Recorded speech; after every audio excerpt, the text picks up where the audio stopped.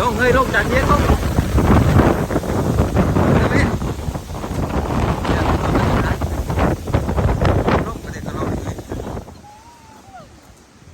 สบายดีปะโดย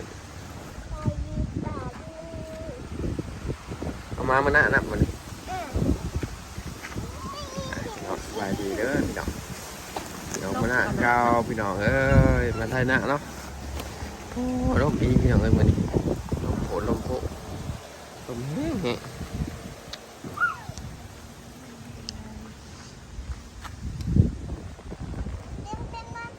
โอ้ประมาณเดิมเลย โอ้มันน่าจะอุ้ย รอบแรกประตู ไปเดี๋ยวเอามาหน่ะ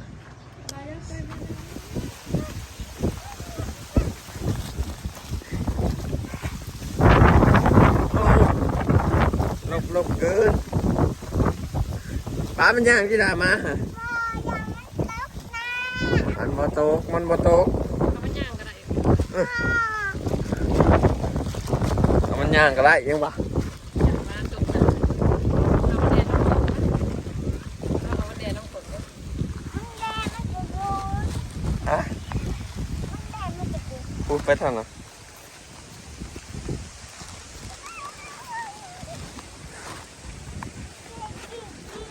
ลมแรงจริงๆ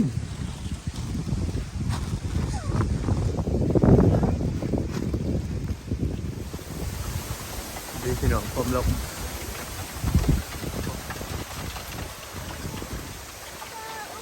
ไฟหักเป็นลับ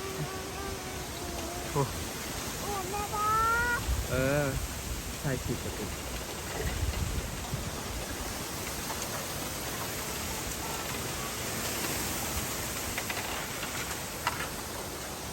โดดขามเองหมดเลย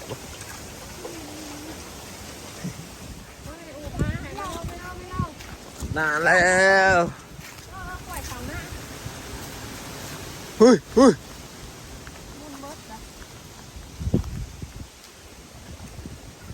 เป็นไรมันเฮ้ยผมนำขึ้นชนะพี่น้องเดี๋ยวขี่ต้องไทยหน้าต่อพี่น้องไปนะกินจะเดินหน้าไม่รู้มันหนาวเด้อยินบ่แต่พอลงไทยหน้าก็เด้อเห็นบ่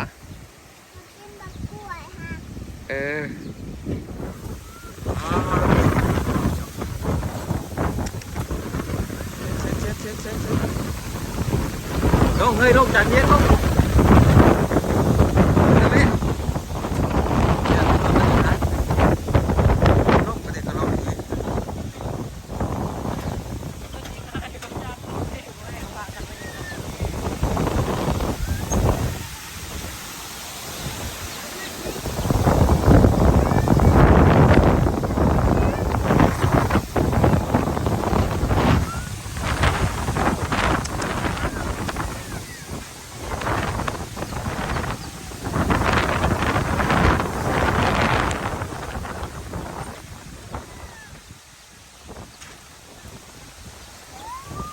โอ้ยก๊กอันนั้นจนหักกันเลยก๊กกระทัดเลย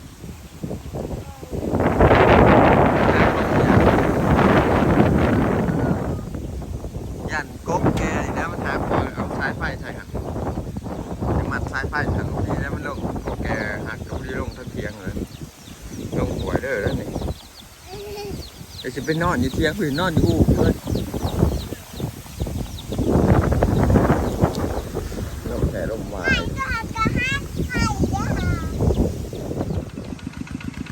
นี่มาสกลมาไทยหน้าซอยอีกน้องพี่น้อง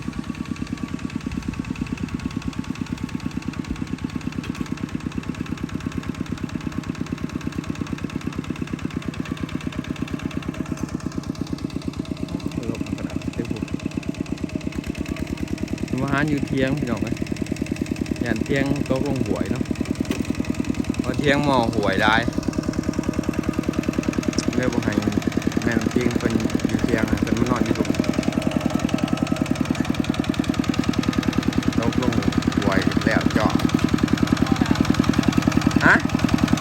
น้ำกินหมอโอเคใช้ เนี่ยก็อยู่เนาะ ฮะ ขายอยู่หัวย่างเนี่ยรีบขาย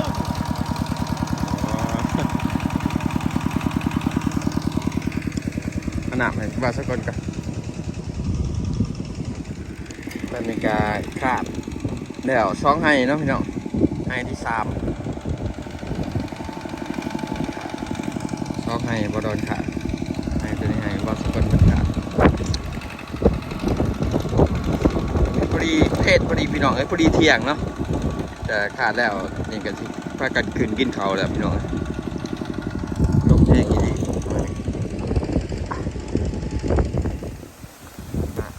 ขวบเนาะเจนยังกินเลย แกงปลาใส่เห็ดเผือก ยังปลาทูค่ะมีปลาให้ คือบ่เอาปลาทูตามกินกับตะบักถั่ว เห็ดต่างหากวะแกงเห็ดต่างหากวะ แกงใส่กันก็ได้ใส่กับตะบักถั่วน้ำแม่นบ่ดังไฟหยางจะบ่ลงขนาดหยางเนาะ ลูกโหดโหมันนี่พี่น้อง จนมาหานอยู่เที่ยงเลยนะ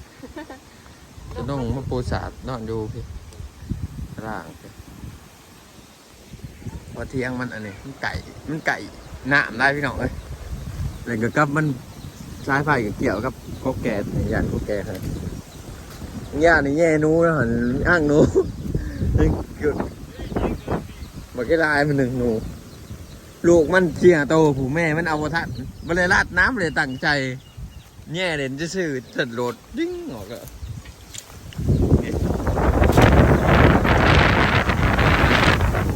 ได้ด่ะ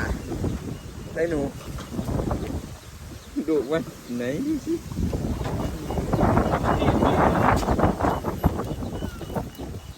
ปล่อยละปล่อยมันปล่อยแฟนไปข้าแม่มันกินข้าวพี่น้อง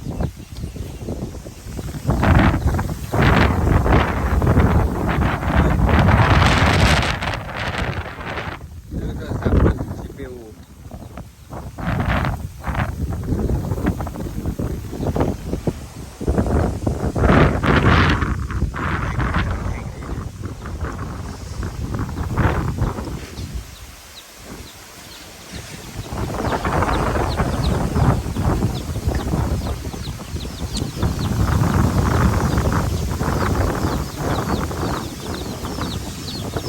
แต่เป็นย่ำพ้นก็เป็นพายุเข่าหรอนะ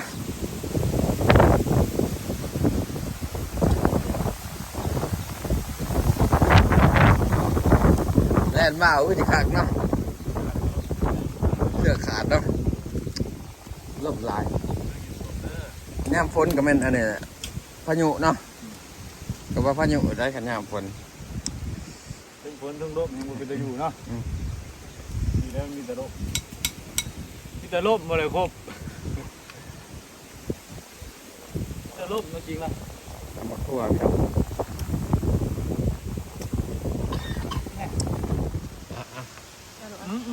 หำเลย เอาตัวใดดูเอาตัวใด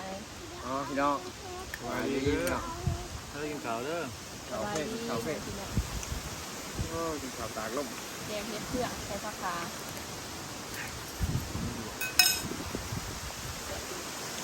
เย็นก่อนนะประจักษ์ รับน้ำมาตัดเรามาต้องเป่าเลยเนาะ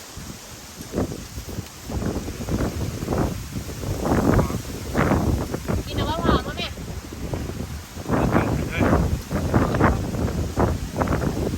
เอาวันโตให้มันโตมั้งอ่ะโตได้โตได้ มากพี่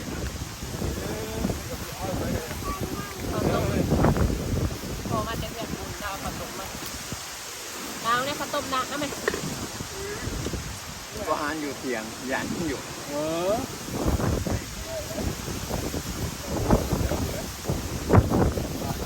จะเป็นยังไงมันเป็นจริงจังนะต่างนะ เดี๋ยว เดี๋ยวลูกเอาไปคนละเมื่อนักไปยังมันมาที่ที่ดับถ้ากระเต็มหรือว่ากระจอก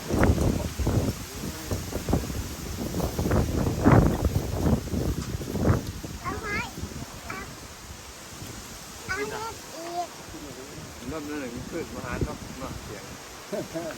ตู้ใหม่หรือวะตู้ใหม่ดูยังไง โอ้นั่นเองโดนพูดออกจะทำแกงเนี่ยจะอยู่ไหม เอาแง่ไปกินไปตอนใช่ นั่นเป็นแบบนี้ ว่าโมกิงเสียงว้าโมกิงนี่ เอามาหน่อยแม่ กินในขมือไม่ถึงมาเห็ดก็ต้องร้ายเอาไว้ก็ได้ร้าย ใช้ที่บ้านได้ยี่ห้อขาดไปจะใส่ การไม่ไหวหรอกก็ได้กับพลังเขากับลูกๆจะน้อยขาดได้บานมาละแล้วก็ถือบานให้กระดิ่งจะน้อยมันน้ำบกแล้ว จานห้องน้ำ ประหยัดน้ำแล้วมันบกเยอะแค่ในเท่าในบ้านเลยเขาทำสิบโมงคือวัดบ่แค่นี้นี่โอ้ยมันก็ไปบนไม้แล้วเนี่ยวัดหนึ่งสัตว์คนหนึ่งแล้วเนี่ย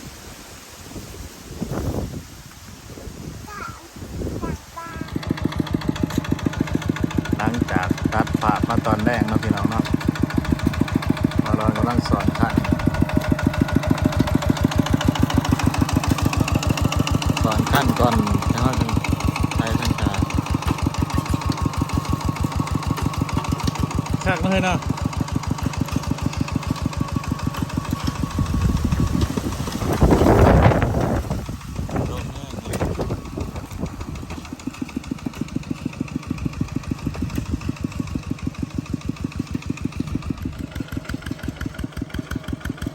เอาอย่างให้มันเดะเอาใช้เหล็กซองเลยเป็นเหตุผล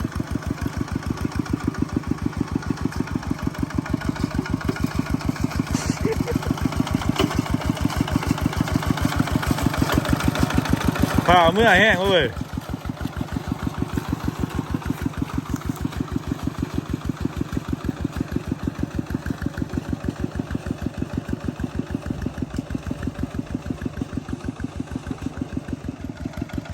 เปลี่ยนกันคนครึ่งพี่น้องเราตายได้ครึ่งหนึ่งวัสกลอีกครึ่งหนึ่งเนาะว่าเป็นไฮชุดถ่ายเลยพี่น้องเอ้ยหนามมันบ่พอเนาะหนามมาท่านพี่น้องจะถ่ายแล้วนี่ก็ใช้ผ้ากันเมื่อนะพี่น้องเอ้ย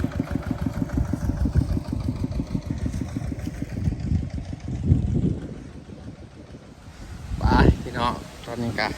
ถ่ายเรียบร้อยเนาะเขากำลังออกแล้วนี่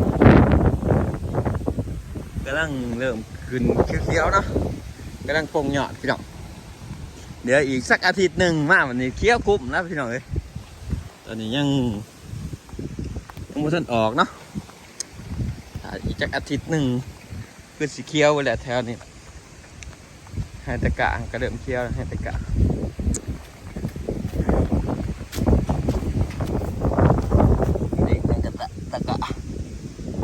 บ้านใบสามพี่น้อง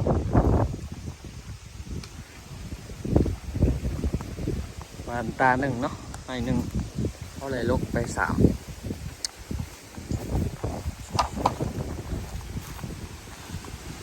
มีลมบดเสาอยู่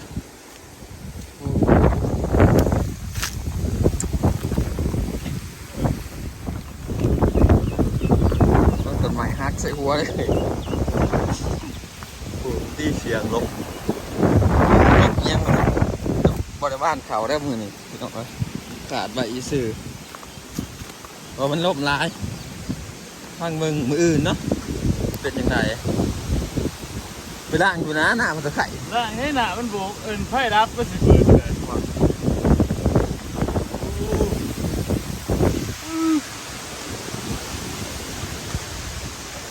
ไพ่รับล่างไม่ได้เลย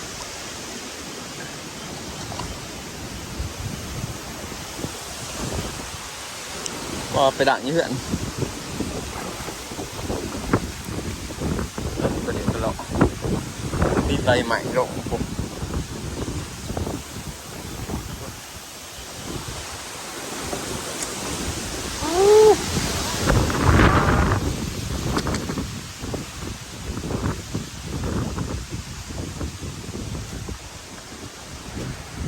ลมเป็นลม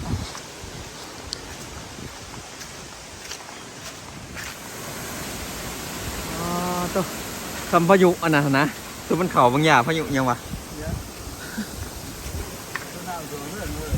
ช่วงน้ำท่วมมาเละฮะ พายุนู ทำพายุโนรูอ่ะแม่น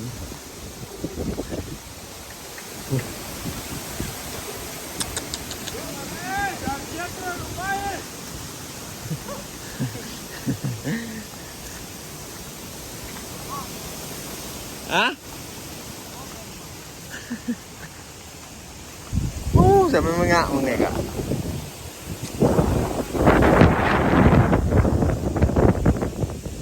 งะมีดีกะเราจำย่ำพ้นเนาะเห็นว่าน้ำพอเป็นได้บางทีมันขึ้นน้ำเต็มข้างหน้าน้ำเต็มข้างหน้าขึ้นจำย่ำพ้น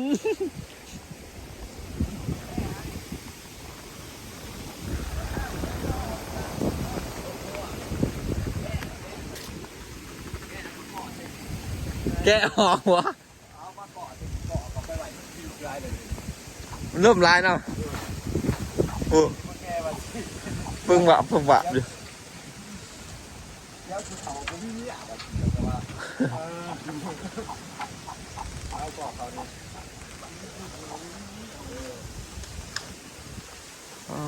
ตา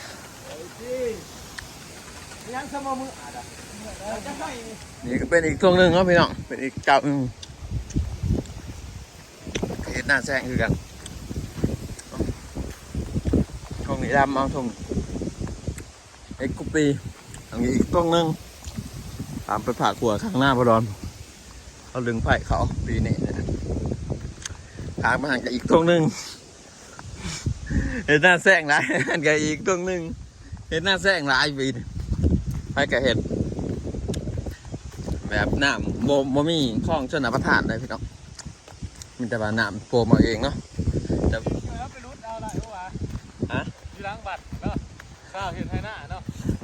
ที่มีเจ้าของเนาะเอาแบบพับเป็นเจ้าของเอาเป็นไทยเอาเลยเนาะเดี๋ยวหน้าแซงคือบ าทอื่นน่ะเขามีคล้องชนประทานเลยบาทอื่นเพราะว่าบาทเขาไก่เชะเลยอันนี้เขาไก่หวยหน้าผู้ได้ไก่หวยจะจูบเอาเองไปมันไปมาพี่น้องวันนี้ลมแห้งวันเราจะเป็นชุดเพียงคำนี้พี่น้องบอกกันอีพีหน้า